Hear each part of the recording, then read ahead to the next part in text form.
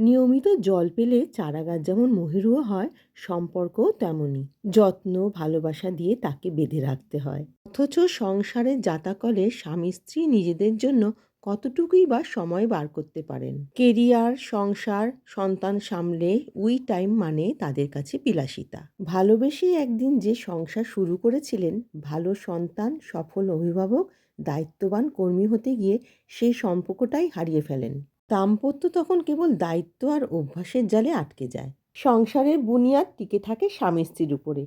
সে শিকড় আলগা হলে মুখ থুবড়ে পড়তে পারে সংসার। পৃথিবীটা এখন সমাজ মাধ্যমের পাতা আর 10 সেকেন্ডের রিলে বন্দি। পিকচার পারফেক্ট জীবন, সুস্থ সুন্দর সম্পর্কের বিজ্ঞাপন করতে ব্যস্ত দম্পতিরা।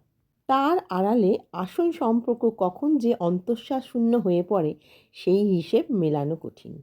পাশাপাশি বসে স্বামী স্ত্রী ডুবে রয়েছেন মোবাইলে, ঝগড়াঝাটিও সারছেন হোয়াটসঅ্যাপে। কথাবার্তার বিষয় কেবল সন্তান বা মা বাবা, এসবই ক্রমশ সম্পর্ক ফুরিয়ে আসার লক্ষণ।